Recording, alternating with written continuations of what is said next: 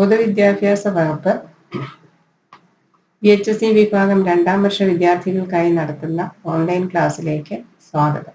എല്ലാവർക്കും സ്വാഗതം. ഞാൻ കൊല്ലം ജില്ലയിലെ KSM-VHS ഇടവട്ടം എന്ന് പറയുന്ന ഒരു സ്കൂളിൽ വൊക്കേഷണൽ അധ്യാപികയാണ്. EET അധ്യാപിക സൂര്യ ടി നായർ. നമ്മൾ കഴിഞ്ഞ 10ാമത്തെ വോള്യത്തില് സെല്ലിന്റെ ഫാബ്രിക്കേഷനെ കുറിച്ചാണ്, സോളാർ PV മോഡ്യൂളിന്റെ ഫാബ്രിക്കേഷനെ കുറിച്ചാണ് പഠിച്ചുകൊണ്ട് ഇരുന്നത്. സോളാർ PV മോഡ്യൂൾ ഫാബ്രിക്കേറ്റ് ചെയ്താലും എത്രയൊക്കെ ശ്രദ്ധിച്ച് ഫാബ്രിക്കേറ്റ് ചെയ്താലും അതിനകത്ത് സെല്ലുകൾക്ക് പരസ്പരം ഉണ്ടാകാവുന്ന ചില ഡിഫക്ട്സ് ഉണ്ട്. ആ ഡിഫക്ട്സിന് അതിന്റെ പരിഹാരങ്ങളുമാണ് ഇന്നത്തെ ഈ വോള്യത്തിൽ ഇൻക്ലൂഡ് ചെയ്തിരിക്കുന്നത്. ഫസ്റ്റ് ഡിഫക്റ്റ് എന്ന് പറയുന്നത് മിസ്മാച്ച് ഇൻ സെല്ലാണ്. മോഡ്യൂളിലോ സെല്ലിലോ ഉണ്ടാകുന്ന മിസ്മാച്ച് സീരീസും പാരലലുമായിട്ട് സെല്ലുകൾ കമ്പൈൻ ചെയ്താണ് PV പാനൽ അല്ലെങ്കിൽ PV മോഡ്യൂൾ ഉണ്ടാക്കിയിരിക്കുന്നത്. കാരണം കൂടുതൽ ഔട്ട്പുട്ട് കിട്ടുന്നതിന് വേണ്ടിയിട്ട്. അപ്പോൾ അങ്ങനെയുള്ള ഒരു PV പാനലിനകത്തെ എല്ലാ സെല്ലുകളും ഐഡന്റിക്കൽ ആയിരിക്കണം എന്നാണ് നിയമം. കാരണം എങ്കിലേ നമ്മൾ പ്രതീക്ഷിക്കുന്ന ഔട്ട്പുട്ട് കിട്ടത്തുള്ളൂ, മോഡ്യൂളിന്റെ പെർഫോമൻസും നന്നായിരിക്കുള്ളൂ. അടുത്തടുത്തിരിക്കുന്ന രണ്ട് സെല്ലുകൾ തമ്മിൽ എന്തെങ്കിലും കാരണവശാൽ ഉണ്ടാകുന്ന മിസ്മാച്ചിനെയാണ്, അതിന്റെ പാരാമീറ്റേഴ്സിനും അതിന്റെ ക്യാരക്ടറിസ്റ്റിക്കിനും എന്തെങ്കിലും കാരണവശാൽ ഉണ്ടാകുന്ന മിസ്മാച്ചിനെയാണ് നമ്മൾ മിസ്മാച്ച് ഇൻ സെൽ എന്ന് പറയുന്നത്. അതുണ്ടാകാനുള്ള കാരണങ്ങളാണ്, കോസസ് ഓഫ് മിസ്മാച്ച് ആണ് തന്നിരിക്കുന്നത്. ഒന്ന്, അത് നിർമ്മിച്ചതിലുള്ള വ്യത്യാസം, സെല്ല് നിർമ്മിച്ച പ്രോസസ്സിങ്ങിൽ വന്ന വ്യത്യാസം കൊണ്ട് മിസ്മാച്ച് ഉണ്ടാകാം. ഇനി പല മാനുഫാക്ചററുടെ ഒരേ റേറ്റിംഗ് ഉള്ള സെല്ലുകൾ ഒരു പാനലിൽ വെച്ചാലും സെല്ലുകൾക്കിടയിൽ മിസ്മാച്ച് ആകും അത്.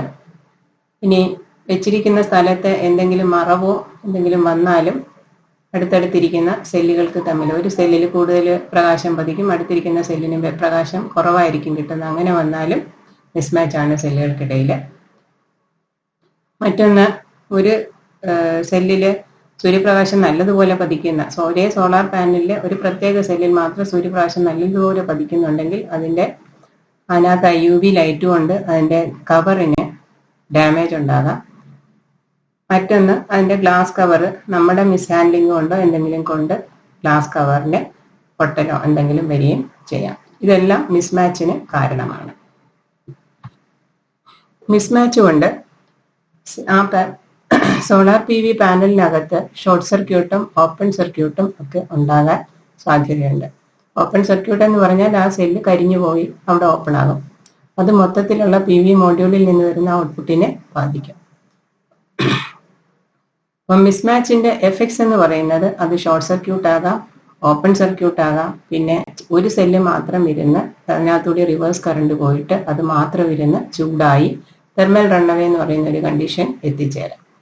അങ്ങനെ ഉണ്ടാകുന്ന ആ ചൂടുണ്ടാകുന്ന സ്ഥലത്തിന് നമ്മളൊരു പേരും പറയും, ഹോട്ട്സ്പോട്ട് എന്ന് പറയുകയും ചെയ്യും. ഇനി ഇത് എന്തായാലും നമ്മൾ എത്രയൊക്കെ ശ്രദ്ധിച്ചാലും പാനലിൽ ഇങ്ങനെ ഒരു മിസ്മാച്ച് എന്ന് പറയുന്ന പ്രശ്നം വരും. അതുകൊണ്ട് ചൂടാകാനുള്ള സാധ്യതയെല്ലാം ഉണ്ടാകും. അപ്പൊ തീർച്ചയായിട്ടും അതിനൊരു പരിഹാരവും ഉണ്ട്. അതാണ് ബൈപ്പാസ് ഡയോഡുകൾ. ബൈപ്പാസ് ഡയോഡാണ് ഈ ചിത്രത്തിൽ കാണിച്ചിരിക്കുന്നത്. ബൈപ്പാസ് ഡയോഡ് വെച്ചിരിക്കുന്നതും സോളാർ പാനലിന് പുറത്ത് എക്സ്റ്റേണൽ ആയിട്ടാണ് വെച്ചിരിക്കുന്നത്. അത് പാനലിന് പാരലൽ ആയിട്ട് കണക്ട് ചെയ്തിരിക്കുന്നു വിത്ത് ഓപ്പോസിറ്റ് പൊളാരിറ്റി. പാനലിന്റെ പൊളാരിറ്റിക്ക് എതിർ പൊളാരിറ്റി ആയിട്ട് ഓപ്പോസിറ്റ് ആയിട്ടാണ് വെച്ചിരിക്കുന്നത്. അപ്പോൾ ഒരു പരിഹാരം നമ്മൾ പറഞ്ഞു കഴിഞ്ഞു. ഇനി മറ്റൊന്നാണ് ബ്ലോക്കിംഗ് ഡയോഡ്സ്. ബ്ലോക്കിംഗ് ഡയോഡ്സ് എന്ന് പറഞ്ഞാൽ രാത്രികാലങ്ങളിൽ പാനല് എനർജി ജനറേറ്റ് ചെയ്യുന്നില്ല, പവർ ജനറേറ്റ് ചെയ്യുന്നില്ല. ആ സമയത്തും ബാറ്ററിയിൽ പാനൽ കണക്റ്റ് ആയിട്ട് കിടക്കുവാണ്. ആ സമയത്ത് ബാറ്ററിക്ക് ഒരു ലോഡായി മാറാൻ സാധ്യതയുണ്ട്. അപ്പോൾ ബാറ്ററിയിൽ നിന്ന് പാനലിലേക്ക് കറണ്ട് ഒഴുകി വരാൻ സാധ്യതയുണ്ട്. അതെന്ന് വെച്ചാൽ റിവേഴ്സ് കറണ്ട്. നോർമൽ കേസിൽ പാനലിൽ നിന്ന് ബാറ്ററിയിലോട്ട് കറണ്ട് എന്നാണ് ബാറ്ററി ചാർജ് ചെയ്യേണ്ടത്. പക്ഷെ രാത്രിയിൽ അത് തിരിച്ച് ഒഴുകാൻ സാധ്യതയുണ്ട്. പാനൽ ഒരു ലോഡായി മാറും ബാറ്ററിക്ക്. അത് പ്രിവെന്റ് ചെയ്യാൻ വേണ്ടിയിട്ട് വെച്ചിരിക്കുന്നതാണ് ബ്ലോക്കിംഗ് ഡയോഡ്സ്. ഈ ബ്ലോക്കിംഗ് ഡയോഡുകൾ പാനലിന് സീരീസ് ആയിട്ടാണ് കൊടുത്തിരിക്കുന്നത്. Shading and hotspots. ഷെയ്ഡിങ് എന്ന് പറഞ്ഞാൽ നമ്മൾ നേരത്തെ പറഞ്ഞു ഷെയ്ഡിങ്ങിന്റെ കാരണങ്ങൾ. ഒരു PV മോഡ്യൂളിൽ നിന്ന് കിട്ടുന്ന പവർ കുറയും. ഷെയ്ഡഡ് സെല്ലുകൾ അതിനകത്തുണ്ടെങ്കിൽ PV മോഡ്യൂള് നോർമലി തരേണ്ട പവറിൽ നിന്ന് കുറച്ച് പവറേ നമുക്ക് കിട്ടുകയുള്ളൂ, ഔട്ട്പുട്ടായിട്ട് കിട്ടുകയുള്ളൂ. ഷെയ്ഡിങ്ങിന്റെ കാരണങ്ങൾ വൃക്ഷങ്ങളുടെയൊക്കെ ശിഖരം മറയുന്നതോ, അല്ലെങ്കിൽ ബിൽഡിങ്ങിന്റെ ഷെയ്ഡ് വീഴുന്നതോ, അല്ലെങ്കിൽ കാറ്റത്ത് മോഡ്യൂളിന്റെ പുറത്ത് പൊടി വന്ന് അടിഞ്ഞ് ഒരു പ്രത്യേക സ്ഥലത്ത് മാത്രം പൊടി വന്ന് അടിഞ്ഞിട്ട് അവിടെ സൂര്യപ്രകാശം വരാതെ വരികയൊക്കെ ചെയ്യുന്നതിന് നമ്മൾ ഷെയ്ഡിങ് എന്നാണ് പറയുന്നത്. ഷെയ്ഡിങ് കൊണ്ടുള്ള ദോഷം എന്ന് പറഞ്ഞാൽ ആ ഷെയ്ഡഡ് സെല്ലിന് ചുറ്റും ആ ഷെയ്ഡഡ് സെല്ല് റിവേഴ്സ് ബയസ്ഡ് ആകുന്നു. അതുകൊണ്ട് അതിന് ചുറ്റും ചൂട് ഉണ്ടാകുന്നു. റിവേഴ്സ് കറണ്ട് ഒഴുകിയിട്ട് അത് ഒരു ഹീറ്റ് ജനറേറ്റ് ചെയ്യുന്നു. അങ്ങനെ ഹീറ്റ് ജനറേറ്റ് ചെയ്യുന്ന സ്ഥലത്തിനാണ് നമ്മൾ പറയുന്നത് ഹോട്ട്സ്പോട്ട്സ് എന്ന്. ഈ ഹോട്ട്സ്പോട്ടും ഫോർമേഷനും കാരണം മിസ്മാച്ചും ഷെയ്ഡിങ്ങും തന്നെയാണ്. നേരത്തെ പറഞ്ഞ സെല്ലുകൾക്കിടയിലുള്ള വ്യത്യാസവും സെല്ല് മറഞ്ഞു പോകുന്ന ഷെയ്ഡിങ്, ഇത് രണ്ടും തന്നെയാണ് ഹോട്ട്സ്പോട്ടിന്റെ കാരണം. ഹോട്ട്സ്പോട്ട് പ്രിവെന്റ് ചെയ്യാനായിട്ടാണ് നമ്മൾ ബൈപ്പാസ് ഡയോഡ്സ് സെല്ലിന്റെ വെളിയിൽ പാനലിന്റെ വെളിയിൽ കണക്ട് ചെയ്യുന്നത്. Rating of PV modules. PV module ഒരു മാനുഫാക്ചർ നിർമ്മിക്കുമ്പോൾ തന്നെ അതിന്റെ പീക്ക് പവർ ഔട്ട്പുട്ട് അതിനകത്ത് കാണിച്ചിരിക്കും, WP. ആ പീക്ക് പവർ ഔട്ട്പുട്ട് അവർ കാൽക്കുലേറ്റ് ചെയ്യുന്നത് STC എന്ന് പറയുന്ന ഒരു കണ്ടീഷനിലാണ്, standard test condition. STC condition എന്താണെന്ന് പറഞ്ഞാൽ irradiation 1000 watt per square metre. 1 metre square ഏരിയയിൽ നിന്ന് ആ പാനലിൽ നിന്ന് 1000 വാട്ട് വരുന്നു എന്നുള്ള കണ്ടീഷൻ. രണ്ടാമത്തേത് 25 ഡിഗ്രി അല്ലെങ്കിൽ 27 ഡിഗ്രി സെൽഷ്യസിലാണ് പാനൽ വെച്ചേക്കുന്നത്. അവിടുത്തെ wind speed 1 metre per second. ഈ കണ്ടീഷൻ സൃഷ്ടിച്ചിട്ട് അതിൽ നിന്ന് വരുന്ന പവർ ആണ് അതിന്റെ പുറത്ത്. ഇങ്ങനെയുള്ള കണ്ടീഷനിൽ അതിൽ നിന്ന് കിട്ടുന്ന പവറിനെയാണ് WP എന്ന് പറയുന്നത്.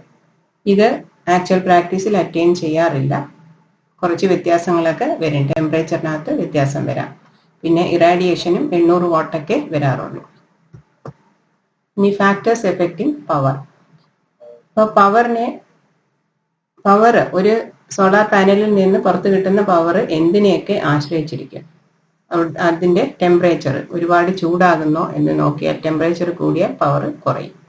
ഷെയ്ഡിങ്ങിനെ ആശ്രയിച്ചിരിക്കും. അതായത് മരച്ചില്ലകളൊന്നും ഇല്ലാതെ നല്ലപോലെ എക്സ്പോസ്ഡ് ആയിട്ട് വെച്ചിരിക്കുകയാണെങ്കിൽ അതിന് കൂടുതൽ പവർ കിട്ടും. അതല്ല ഷെയ്ഡ് സ്ഥലത്താണ് വെച്ചിരിക്കുന്നതെങ്കിൽ പവർ അതിൽ നിന്ന് കുറയും. Angle at which day light false. സൂര്യപ്രകാശം എങ്ങനെ പതിക്കുന്നു എന്ന ആംഗിളിനെയും ഡിപ്പെൻഡ് ചെയ്തിരിക്കും. അതായത് രാവിലെ ജനറേറ്റ് ചെയ്യുന്ന പവർ ആയിരിക്കത്തില്ല ഉച്ചയ്ക്ക് 12 മണിക്ക്. 12 മണിക്ക് നല്ല നോർമലായിട്ടാണ് സൺലൈറ്റ് വീഴുന്നത്, അപ്പം നല്ലപോലെ പവർ കിട്ടും. പിന്നെ നമ്മൾ ഈ അര അല്ലെങ്കിൽ പാനൽ എങ്ങനെ വെച്ചിരിക്കുന്നു എന്നതിനെ ആശ്രയിച്ചും ഇരിക്കും, ആ ആംഗിൾ വേരി ചെയ്യും.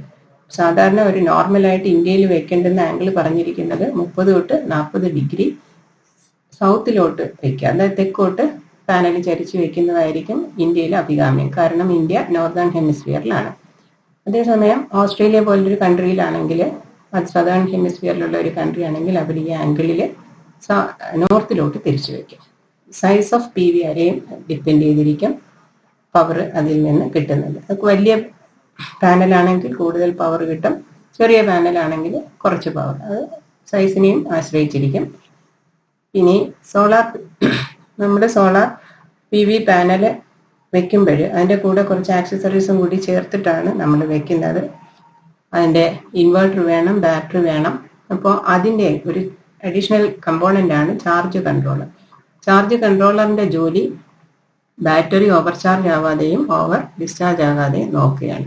ചാർജ് കൺട്രോളർ വെച്ചിരിക്കുന്നത് പാനലിനും ബാറ്ററിക്കും ഇടയ്ക്കാണ്. അപ്പോൾ ചാർജ് കൺട്രോളർ ഇരു രണ്ടിനും മാച്ച് ആവുന്ന ചാർജ് കൺട്രോളറാണ് നമ്മൾ ഉപയോഗിക്കുന്നത്. സോളാർ സെല്ലിൻ്റെയും ചാർജ് കൺട്രോളറിൻ്റെ IV ക്യാരക്ടറിസ്റ്റിക്കിനെയും ആശ്രയിച്ചിരിക്കും അതിൽ നിന്ന് ജനറേറ്റ് ചെയ്യുന്ന പവർ. ഇനി അതിനകത്ത് ഉപയോഗിച്ചിരിക്കുന്ന ആ പാനൽ സിസ്റ്റത്തിൽ നമ്മൾ ഉപയോഗിച്ചിരിക്കുന്ന ഇൻവെർട്ടറിന്റെ എഫിഷ്യൻസി ആശ്രയിച്ചിരിക്കും, ബാറ്ററിയുടെ എഫിഷ്യൻസി ആശ്രയിച്ചിരിക്കും, മോഡ്യൂളിന്റെ PV മോഡ്യൂൾ ആശ്രയിപ്പോൾ അതിന്റെ എഫിഷ്യൻസി ആശ്രയിച്ചും ഇരിക്കും. കണക്ടിങ്ങിന് വേണ്ടി നമ്മൾ ഉപയോഗിക്കുന്ന കേബിളിന്റെ തിക്നെസ്സിനെ ആശ്രയിച്ചിരിക്കും, അതിൽ വീഴുന്ന സൂര്യപ്രകാശത്തിന്റെ എമൗണ്ടിനെ ആശ്രയിച്ചിരിക്കും. ഇവിടെ എഫിഷ്യന്റ് ആയിട്ടുള്ള സോളാർ പാനലുകളുടെ ഒരു എഫിഷ്യൻസി റേറ്റ് ആണ് തന്നിരിക്കുന്നത്. 400 തൊട്ട് 330 പല ഇതിൽ. ആ എഫിഷ്യൻസി റേഞ്ച് നമുക്ക് കാണാം 19.5 തൊട്ട് 22.5% എഫിഷ്യൻസി വരെ സോളാർ പാനലിന് കിട്ടത്തുള്ളൂ.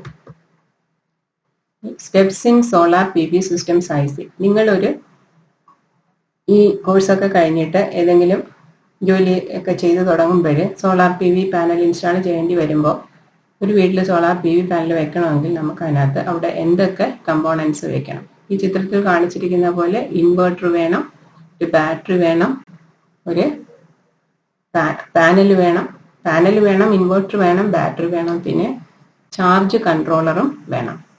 അപ്പോൾ ഇതിന്റെ 4ന്റെയും സൈസിങ്, പിന്നെ അതിന് മുമ്പേ തന്നെ ഇത് സൈസ് ചെയ്യുന്നതിന് മുമ്പ് ആദ്യം നമ്മൾ ചെയ്യേണ്ട ആ വീട്ടിലെ പവർ അല്ലെങ്കിൽ ലോഡ് കൺസംഷൻ ആദ്യം കണ്ടുപിടിക്കണം. അതെങ്ങനെയാണെന്ന് നോക്കാം.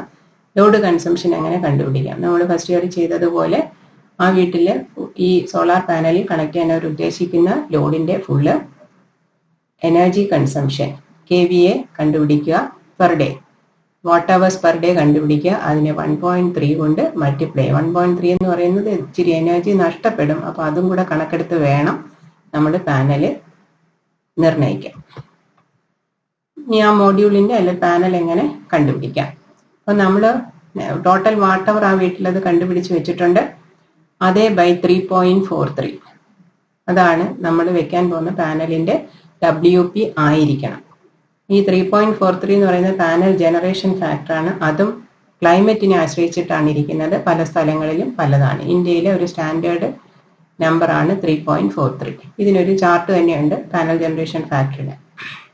അപ്പോൾ ടോട്ടൽ വാട്ടറിനെ പാനൽ ജനറേഷൻ ഫാക്ടർ കൊണ്ട് ഡിവൈഡ് ചെയ്യുമ്പോൾ നമുക്ക് ഉപയോഗിക്കേണ്ടുന്ന പാനലിന്റെ WP കിട്ടും.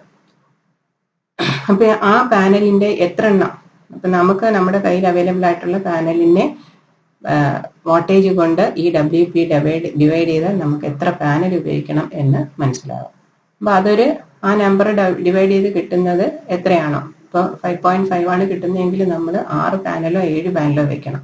ഒരിക്കലും 5 അല്ലെങ്കിൽ 5ൽ താഴെ പാനൽ വെക്കാൻ പാടില്ല. അത് നിർണ്ണയിക്കാൻ വേണ്ടിയിട്ടാണ് ഈ sizing of the PV module കൊടുത്തിരിക്കുന്നത്. അടുത്ത ഇൻവെർട്ടർ സൈസിങ്. ഇൻവെർട്ടർ നിങ്ങൾ കണ്ടു കാണും. ഇൻവെർട്ടറിന്റെ ഫംഗ്ഷൻ തന്നെ പാനലിൽ നിന്ന് വരുന്ന DC-യെ ബാറ്ററി ചാർജ് ചെയ്ത് വെച്ചിരിക്കുകയാണ്. ആ DC ബാറ്ററി ചാർജ് ചെയ്തിരിക്കുന്നിടത്ത് അതിനെ AC ആയിട്ട് കൺവേർട്ട് ചെയ്തെങ്കിലേ ലോഡിലേക്ക് കൊടുക്കാൻ പറ്റത്തുള്ളൂ. അതിനാണ് ഇൻവെർട്ടർ ഉപയോഗിക്കുന്നത്. അപ്പൊ ഇൻവെർട്ടർ വയ്ക്കുമ്പം പ്രത്യേകം ശ്രദ്ധിക്കേണ്ടത് ആ വീട്ടിലെ ടോട്ടൽ വാട്ട് അവറിന് ഈ പറഞ്ഞതുപോലെ ഒരിക്കലും താഴെയുള്ള റേറ്റിംഗ് ഉള്ള ഇൻവെർട്ടർ വെക്കാൻ പാടില്ല. ഇൻവെർട്ടറിന്റെയും ബാറ്ററിയുടെയും വോൾട്ടേജ് സെയിം തന്നെ ആയിരിക്കണം. ഇനി സ്റ്റാൻഡ് അലോൺ സിസ്റ്റം ആണെങ്കിൽ ഒരു കൺസിഡറേഷൻ ഉള്ളത് ഇൻവെർട്ടർ സൈസ് എപ്പോഴും 25% തൊട്ട് 30% വരെ ആ വീട്ടിലെ ലോഡിന്റെ അപ്ലയൻസസിന്റെ ലോഡിനേക്കാൾ കൂടി ഇരിക്കണമെന്നാണ്. ഇനി അവര് മോട്ടറും കംപ്രസറും ഒക്കെ ഈ പാനലിൽ കൊടുക്കാൻ ഉദ്ദേശിക്കുന്നുണ്ടെങ്കിൽ അത് ഏതാണ്ട് 3 ഇരട്ടി നമ്മൾ കപ്പാസിറ്റി ഉള്ള ഇൻവെർട്ടർ വെക്കണം. കാരണം സ്റ്റാർട്ടിംഗ് കറണ്ട് മോട്ടറിന്റെയൊക്കെ 3 ടൈംസ് ഫുൾ ലോഡ് കറണ്ടാണ്. അതുകൂടെ ഡിസ്റ്റാൻഡ് ചെയ്യത്തക്ക രീതിയിലുള്ള ഇൻവെർട്ടർ കൊടുക്കണം.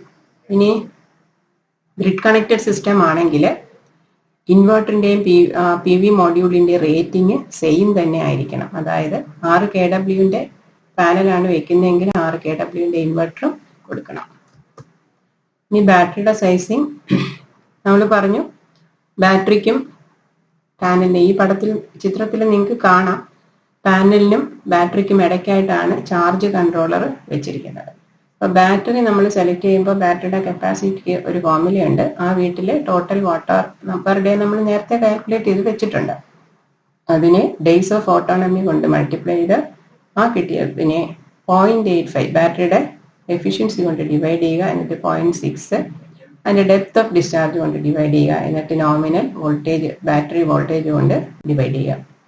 ഈ ഉപയോഗിക്കുന്ന ബാറ്ററി ഒരു പ്രത്യേകം ബാറ്ററി തന്നെയാണ്. നമുക്ക് ഡീപ് സൈക്കിൾ ബാറ്ററി എന്ന് പറയും. എന്ന് പറഞ്ഞാൽ ഒരു ദിവസം തന്നെ അത് ചിലപ്പോൾ 95% ഡിസ്ചാർജ് ആകേണ്ടിയും വരും. അന്ന് തന്നെ അത് തിരിച്ച് ഫുള്ള് ചാർജ് ആകേണ്ടിയും വരും. അപ്പോൾ ആ ഡീപ് സൈക്കിൾ ചാർജിങ് ഡിസ്ചാർജിങ്ങിനെ വിസ്റ്റാൻഡ് ചെയ്യത്തക്ക ബാറ്ററി ആണ് നമ്മൾ സോളാർ PV സിസ്റ്റം ഇൻസ്റ്റാൾ ചെയ്യുമ്പോൾ വെക്കുന്നത്. ഡേയ്സ് ഓഫ് ഓട്ടോണമി എന്ന് പറഞ്ഞാൽ ചില ദിവസങ്ങളിൽ സൂര്യപ്രകാശം ഉണ്ടാകത്തേയില്ല. അപ്പൊ അന്ന് പാനൽ ചിലപ്പോൾ ജനറേറ്റ് ചെയ്യത്തേയില്ല. അങ്ങനെയുള്ള ദിവസവും ബാറ്ററി ബാക്കപ്പ് കിട്ടത്തക്ക രീതിയിലാണ് ഈ കാൽക്കുലേഷൻ വരുന്നത്. അതാണ് ഡേയ്സ് ഓഫ് ഓട്ടോണമി എന്ന് പറയുന്നത്. അത് ഏകദേശം ഒരു വർഷത്തേക്ക് 60 എന്നുള്ള കണക്കിനാണ് നമ്മൾ ഡേയ്സ് ഓഫ് ഓട്ടോണമി കാൽക്കുലേറ്റ് ചെയ്യുന്നത്. ഇനി അടുത്തത് ചാർജ് കൺട്രോളറിന്റെ സൈസിങ്. ചാർജ് കൺട്രോളർ ആംപിയറും വോൾട്ടേജിലുമാണ് സൈസ് ചെയ്തിരിക്കുന്നത്. ഇനി ചാർജ് കൺട്രോളർ എപ്പോഴും പി വി അരയും ബാറ്ററിയും മാച്ച് ചെയ്യണം. ഞാൻ നേരത്തെ പറഞ്ഞു പി വി അരയ്ക്കും ബാറ്ററിക്കും ഇടയ്ക്കാണ് ചാർജ് കൺട്രോളർ വെച്ചിരിക്കുന്നത്. അപ്പൊ അതിനെ രണ്ടിനെയും മാച്ച് ചെയ്യുന്ന രീതിയിലുള്ള ചാർജ് കൺട്രോളർ ആയിരിക്കണം. അതിനകത്ത് കറണ്ട്, ചാർജ് കൺട്രോളറിന്റെ കറണ്ടും ഇമ്പോർട്ടന്റ് ആണ്. അത് ആ പാനലിന്റെ ഷോർട്ട് സർക്യൂട്ട് കറണ്ട് ISCയെ 1.3 കൊണ്ട് മൾട്ടിപ്ലൈ ചെയ്യുക. അതിന് വെറും ISC ആയിരിക്കില്ല. ISC എന്ന് പറഞ്ഞാൽ പാനൽ ഉണ്ടാക്കുന്ന മാക്സിമം കറണ്ട് ആണ്. അതിന് ഒരു 1.3 കൊണ്ട് മൾട്ടിപ്ലൈ ചെയ്ത് അത്രയും കപ്പാസിറ്റിയുള്ള ചാർജ് കൺട്രോളർ ഉപയോഗിക്കണം. ഇനി ഇപ്പോൾ നമ്മൾ സൈസിങ് കഴിഞ്ഞു. അതിനകത്ത് ലോഡ് കാൽക്കുലേറ്റ് ചെയ്തിട്ട് ഏത് പാനൽ വേണമെന്നൊക്കെയുള്ള സൈസ് ചെയ്തു, ഇൻവെർട്ടർ സൈസ് ചെയ്തു, ബാറ്ററി സൈസ് ചെയ്തു. അത് കഴിഞ്ഞ് ചാർജ് കൺട്രോളർ സൈസ് ചെയ്തു. ഇനി IV characteristic of solar panel. Solar പാനലിന് IV ക്യാരക്ടറിസ്റ്റിക് വളരെ ഇമ്പോർട്ടൻ്റ് ആണ്. IV ക്യാരക്ടറിസ്റ്റിക് എന്ന് പറഞ്ഞാൽ അത് ആ വാക്കിൽ തന്നെയുണ്ട്. അതിൻ്റെ കറണ്ടും വോൾട്ടേജും എടുത്ത് പ്ലോട്ട് ചെയ്യുന്ന ഗ്രാഫാണ് IV ക്യാരക്ടറിസ്റ്റിക്. എക്സ് ആക്സിസിൽ വോൾട്ടേജും Y ആക്സിസിൽ കറണ്ടും കൊടുത്ത് പ്ലോട്ട് ചെയ്യുന്ന ഗ്രാഫാണ് IV ക്യാരക്ടറിസ്റ്റിക്. IV ക്യാരക്ടറിസ്റ്റിക്കിന്റെ ഷേപ്പ് എന്ന് പറയുന്നത് നല്ല പാനലാണെങ്കിൽ ഒരു റെക്ടാങ്കുലർ ഷേപ്പിൽ ഇരിക്കുന്നതായിരിക്കും നല്ലത്. അത് ഉപയോഗിക്കുന്നത് അതിന്റെ മാക്സിമം പവർ പോയിന്റ് ഏതാണ് എന്ന് കണ്ടുപിടിക്കാൻ വേണ്ടിയിട്ടാണ് IV ക്യാരക്ടറിസ്റ്റിക് നമ്മൾ പ്ലോട്ട് ചെയ്യുന്നത്. ഈ ഫിൽ ഫാക്ടർ എന്നൊരു ടേം ഇതിനകത്ത് പറഞ്ഞിട്ടുണ്ട്. ഫിൽ ഫാക്ടർ എന്ന് പറഞ്ഞാൽ മാക്സിമം പവറും by VOC into ISC. VOC എന്ന് പറഞ്ഞാൽ ഓപ്പൺ സർക്യൂട്ട് വോൾട്ടേജ്, ISC എന്ന് പറഞ്ഞാൽ ഷോർട്ട് സർക്യൂട്ട് കറണ്ട്. അതും ഈ പറഞ്ഞ അതിന്റെ കാൽക്കുലേഷനൊക്കെ നമ്മൾ ലാബിൽ ചെയ്യേണ്ടതാണ്.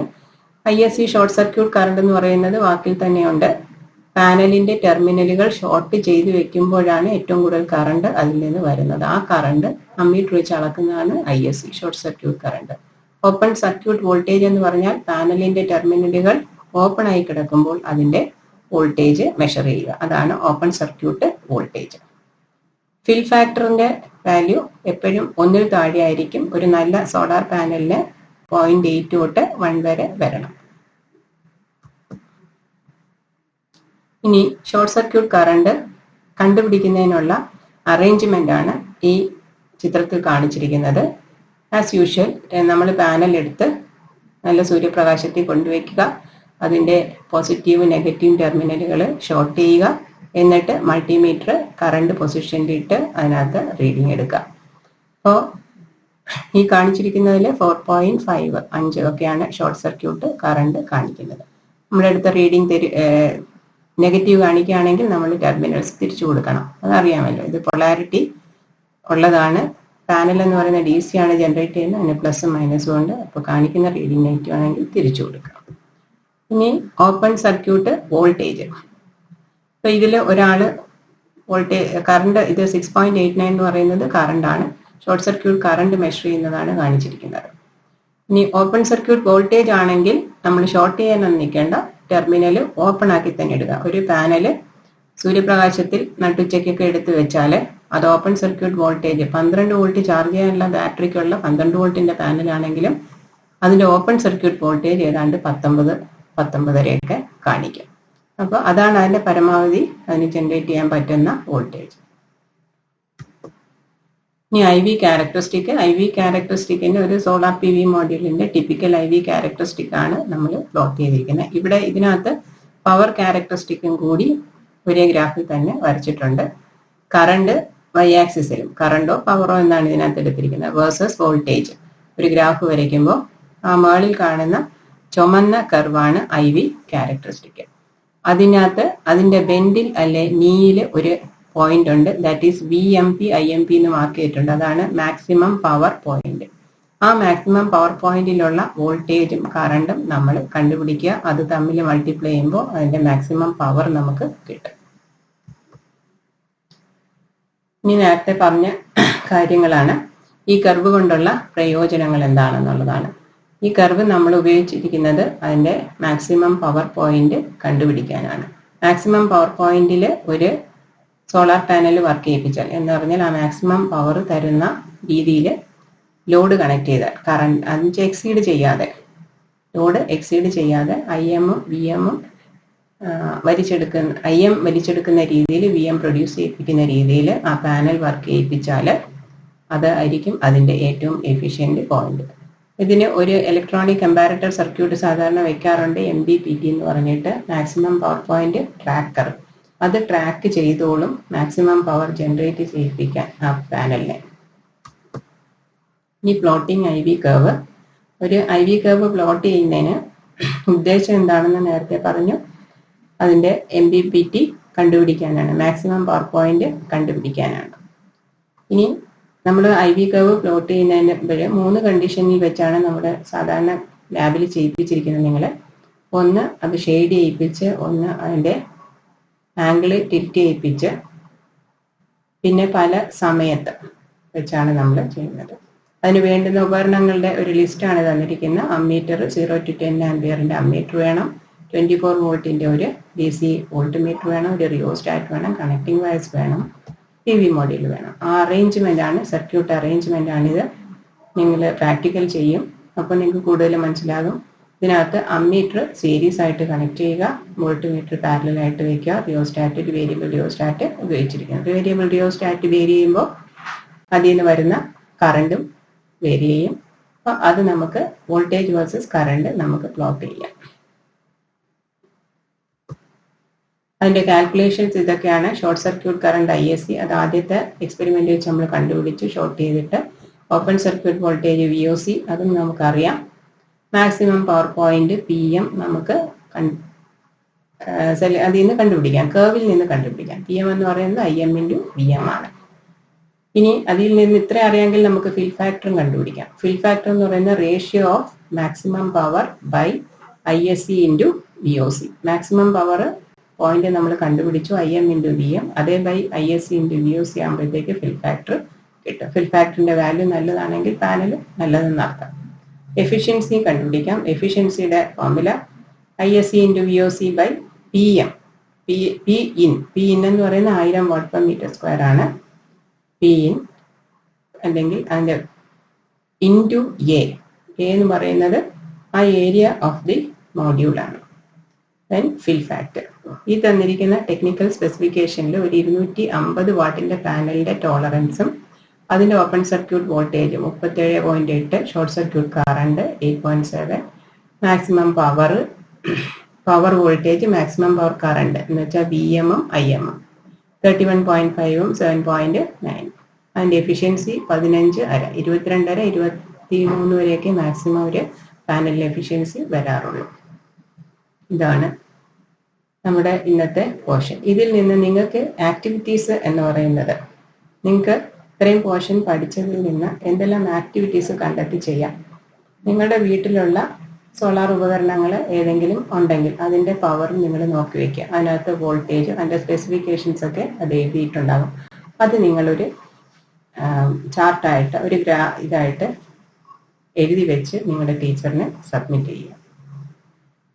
മറ്റൊന്ന്, ഇതിൻ്റെ ഓപ്പൺ സർക്യൂട്ട് കറണ്ടും ഓപ്പൺ സർക്യൂട്ട് വോൾട്ടേജും ഷോർട്ട് സർക്യൂട്ട് കറണ്ടും നിങ്ങളുടെ വീട്ടിൽ പാനൽ ഉണ്ടെങ്കിൽ, സാധാരണ പണ്ടൊക്കെ ഒരു സോളാർ ലാൻറ്റേൺ ഉണ്ടായിരുന്നു, അതിനകത്ത് ഉണ്ടെങ്കിൽ അതും എഴുതി വയ്ക്കുക.